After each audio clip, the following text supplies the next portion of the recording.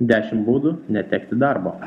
Parduotuvėje klientų aptarnavimas siaubingas. Aš spėjau apeiti visą parduotuvę ir nesulaukiau niekieno pagalbos. Ir maža to, priėjus prie kasos aš turiu laukti 10 minučių. Kodėl jums neatidarius dar vienos kasos? O Dieve, negaliu patikėti.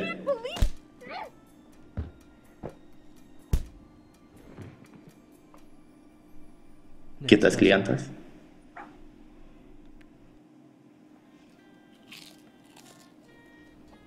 Šiaip tau negalima valgyti čipsų darbo metu. O šiaip tai man visiškai pofik.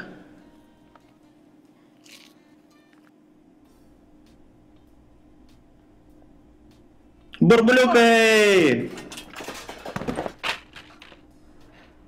Kas per velnes? Dieve mano, Aleksai, ar tu vėl priešikai ant mano stalo?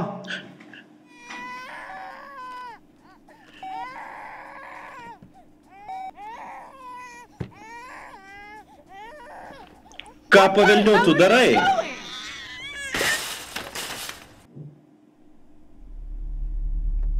Pone?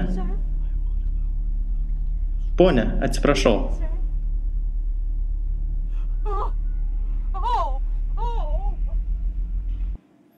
Tai visiškai absurdiška. Aš negaliu patikėti, kad tu taip prižiūri parduotuvę. Aš tikrai pasikalbėsiu su tavo vadovu, o aš tikrai nužudysiu tave su kardu. Ką?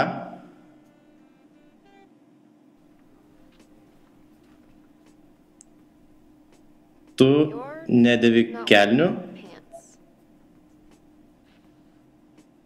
Brangioji, aš šaunasi heroiną dabar.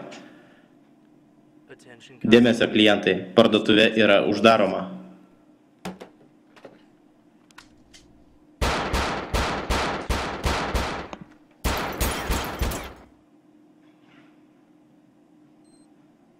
Ar tai bomba?